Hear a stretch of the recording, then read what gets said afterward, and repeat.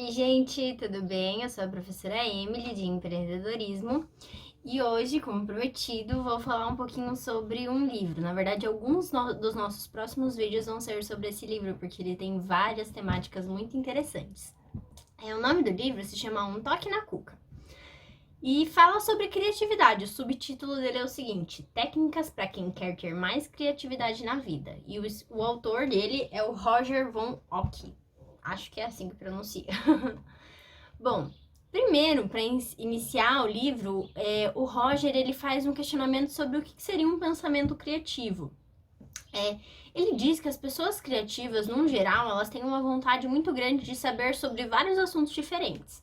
Então, assim como na escola nós temos aula de português, matemática, ciências, história, geografia, são muitos conhecimentos de muitas áreas diferentes, o Roger diz que isso é bom para a pessoa que quer ser criativa e que é criativa. Por quê? Porque quando você sabe muito de várias coisas, é mais fácil você adaptar o seu pensamento para novas coisas. Como assim? Pensa que uma pessoa criativa sabe que 2 mais 2 é 4. Mas ela vai pensar em formas diferentes, por exemplo, de chegar ao resultado 4. Entende? Ela sabe que 3 mais 1 também é 4. Ela sabe que 1 mais 1 mais 1 mais 1 também é 4. Então, isso é um conhecimento básico de matemática, mas quando, por exemplo, ela vê esse número 4 em outros lugares, ela pode associar aquele pensamento de matemática dela. E isso é muito importante, principalmente quando a gente fala sobre a parte de empreendedorismo de empresas, porque já existem muitas coisas que já estão no mercado, que já estão prontas. Agora nós temos que pensar em coisas novas. Porque, por exemplo, o que difere se eu abrir, sei lá, uma lanchonete que vende hambúrguer, o que vai diferir de todas as outras lanchonetes que vendem hambúrguer na cidade? O que vai me fazer diferente, entende? Se o meu produto é o mesmo. Então é isso que a gente tem que começar a pensar e exercitar a nossa criatividade, não só para quem quer ser empreendedor, mas no geral, para nossa vida. Só que o que acontece? Muitas vezes as pessoas têm vários conhecimentos de várias coisas, mas elas acabam não usando esse conhecimento. E aí que tá uma diferença entre as pessoas que são mesmo criativas, que exercem a sua criatividade, e as pessoas que não exercem. Porque não adianta eu saber 1 milhão de coisas sobre diversos temas se eu não boto esses temas na prática, se eu não uso na minha vida. Então adianta eu saber, por exemplo, o que é uma oração subordinada, adjetiva, substantiva. Adianta eu saber que a teoria de Bhaskara é menos b mais ou menos raiz quadrada de não sei o que, não sei... Entende? Se eu não usar isso, se eu não colocar em prática, não adianta só ter o conhecimento, ter um conhecimento amplo. Eu tenho que colocar esse conhecimento na prática, eu tenho que trazer ele para a vida, eu tenho que adaptar as coisas que estão à minha volta. E além disso, muitas vezes a gente acaba sendo criativo, tendo várias ideias, e daí quando a gente vai colocar na prática, não dá certo. E isso frustra muitas pessoas.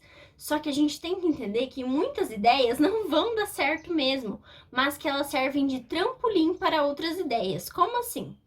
Ano passado, quando a gente fez a Feira do Empreendedor, muitas crianças que participaram da feira ficaram, não imaginavam que ia ser melhor, imaginavam que o produto delas iam vender melhor, e chegou no dia e não vendeu.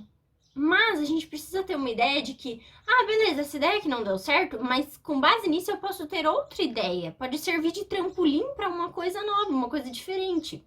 Ou ainda, isso pode servir de lição. Beleza, isso aqui, realmente, tentei uma vez, tentei 2 vezes, não deu certo, então não é dessa maneira que eu tenho que fazer. Então, as ideias, elas não podem simplesmente, por não darem certo, ser descartadas. Elas têm que servir como trampolim para novas ideias. Seja para melhorar a ideia que você já teve, ou para mudar totalmente, servir como, não, isso não dá certo. Então, a criatividade, ela traz possibilidades de mudança para o conhecimento que a gente já tem. Porque adotar uma perspectiva criativa para nossa vida pode fazer a gente chegar a lugares que a gente nem imaginou que chegaria. Então, a gente tem que tentar conter o nosso cérebro de pensar que porque uma ideia não deu certo, todas as outras ideias não vão dar. Porque muitas vezes a gente acaba errando em alguma coisa e se deixa levar e pensa que tudo vai dar errado, e não é assim que funciona. Nós somos seres humanos, a gente erra e tá tudo certo nisso. Só que a gente precisa aprender com o nosso erro, a gente precisa entender também o nosso erro. E às vezes a gente precisa entender que o que deu errado não depende exatamente de nós, depende de outros fatores. Claro que é importante nós assumirmos a nossa responsabilidade sobre as coisas. É importante eu entender que eu tenho uma parte de participação para fazer as coisas darem certo, mas isso não depende somente de mim, ok? E isso tudo depende também da maneira como nós enxergamos o mundo. O Roger, ele fala muito isso no livro e ele traz alguns exemplos de como enxergar as coisas que a gente sabe de uma maneira diferente pode ajudar a nossa mente a ser mais criativa.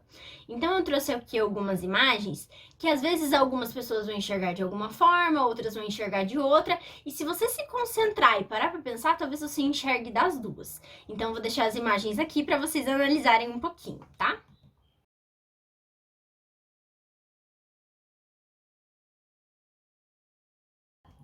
Vocês conseguiram perceber? As duas primeiras imagens, elas estão ali. A primeira imagem, ela pode ser vista como uma idosa, para quem não conseguiu enxergar. Eu demorei um pouquinho ali nessa dali. Eu fiquei tentando muito tempo até enxergar a senhorinha. A senhorinha. Mas também dá pra ver uma moça jovem. Então a gente tem essa dualidade de jovem e velho numa imagem só.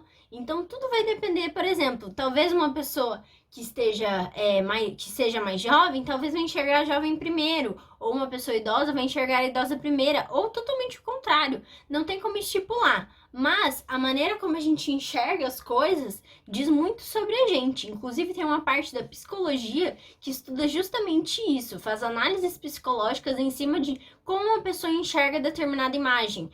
São feitos esboços de desenhos e a pessoa que enxerga, o que ela enxergar a partir daquele esboço, pode dizer sobre a personalidade dela, psicologicamente falando. Ali na segunda imagem, nós temos tanto duas faces indo de encontro uma com a outra, quanto uma taça. E além disso, nós também temos ali a terceira imagem, ali tem várias coisas que a gente pode enxergar. Primeiro pode ser uma imagem de um senhor de perfil, com a mão aqui assim. Ou a gente pode ver também um arco, aqui tem uma mulher, e aqui tem um senhor, e ali onde seria a mão antes do senhor, é um cachorro deitado. Então, às vezes a gente vai vendo pequenas partes primeiro e depois consegue enxergar o todo. Isso funciona, essa imagem diz muito sobre como a gente vê as coisas na nossa vida. Então, às vezes a gente olha uma coisa e enxerga primeiro só um pedacinho. E às vezes a gente se contenta só com aquele pedacinho e não quer enxergar o resto. Ah, não, mas eu tô bem, aqui é a minha zona de conforto, tá tudo tranquilo, eu não quero sair daqui.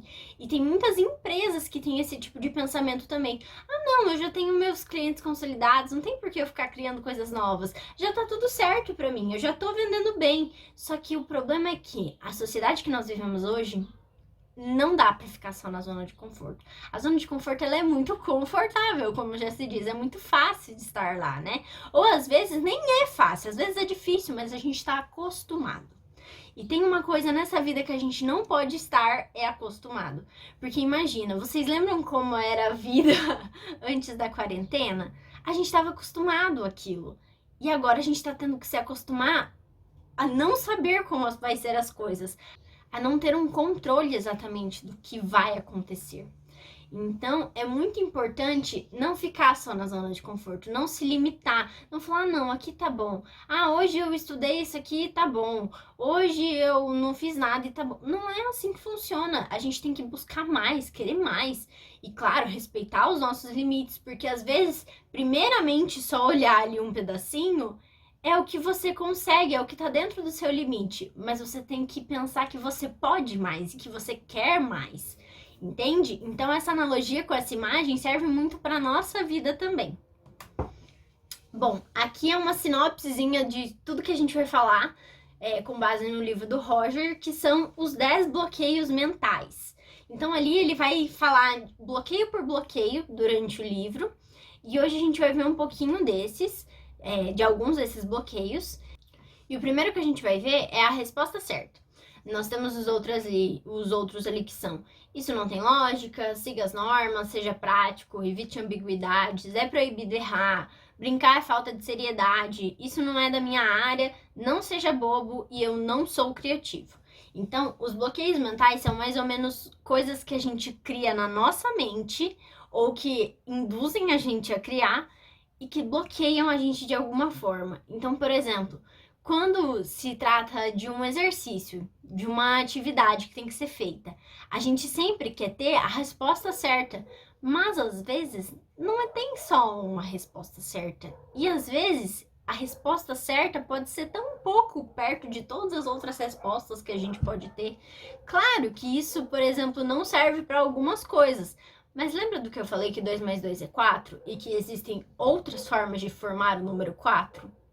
Então, será que só 2 mais 2 é 4? Entende? Será que é só uma resposta certa? Então, a gente precisa começar a desbloquear a nossa mente para pensar em novas alternativas, colocar a nossa criatividade em prática. Então eu vou ensinar para vocês uma historinha que tem lá no livro, que é sobre essa ideia da resposta certa e sobre também essa ideia da nossa zona de conforto, do que a gente já sabe, de como às vezes a gente acredita muito em uma resposta só e aquilo é a certeza e eu já sei daquilo e a gente não se abre para outros campos. Então roda aí eu sendo super atriz para vocês para ensinar a história.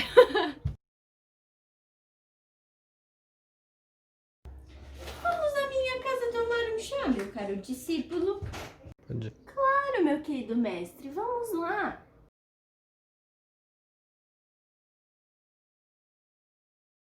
Está na hora do chá, meu caro discípulo. Esse é o meu copo e esse é o seu.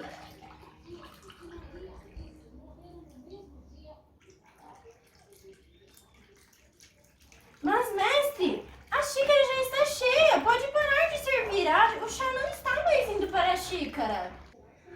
Muito perspicaz da sua parte, mas se quer receber os meus ensinamentos, precisa esvaziar a sua xícara mental. Então, após mostrar essa história, eu vou ler um trecho que tem no livro para vocês, que é ele explicando então a razão dessa história estar ali e o sentido dela em relação à criatividade. É o seguinte: sem a capacidade de esquecer temporariamente o que a gente sabe, a cabeça fica atravancada com respostas prontas e nunca se tem a oportunidade de formular as perguntas que saem do caminho usual para novas direções. Como as atitudes que criam bloqueios mentais foram todas aprendidas, uma chave para abrir esses cadeados é desaprender temporariamente, uma por uma, ou seja, esvaziar a nossa xícara mental.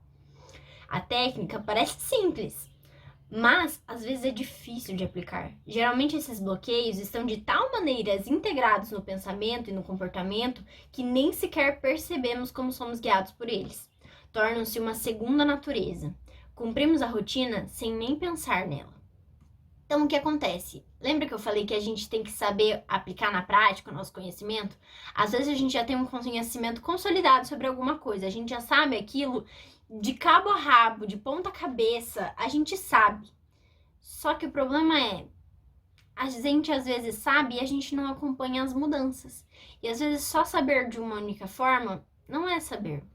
Tem uma frase de um filósofo que é muito boa, que é de Sócrates, que é: só sei que nada sei.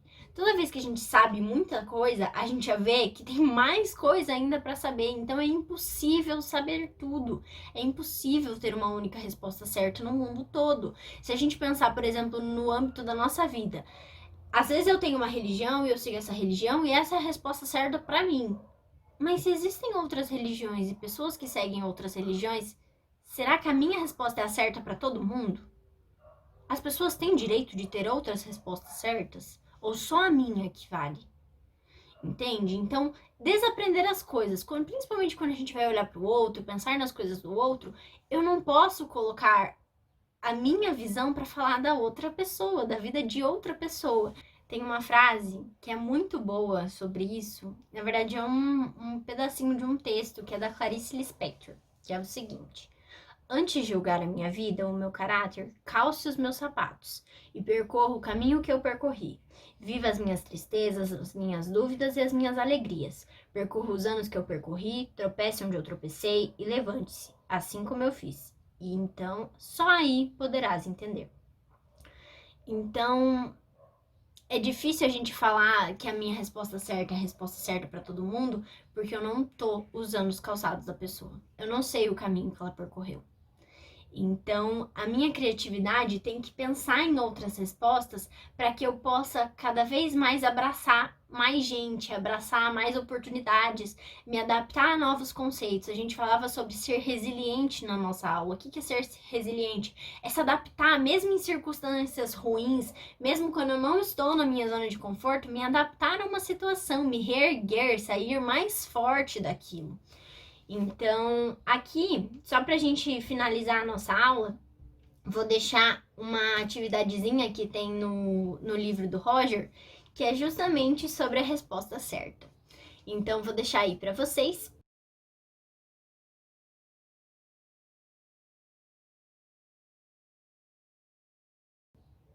E pensem aí qual a resposta de vocês para essa pergunta, tá bom? É isso, galera. Obrigada por assistirem. Até mais. E semana que vem a gente continua falando então sobre esse livro super bacana. Quem precisar, eu tenho um PDF do livro, eu posso enviar. É uma linguagem não tão simples, mas também não é muito rebuscada, então acho que vocês são capazes de entender tranquilamente. E é isso. Até mais.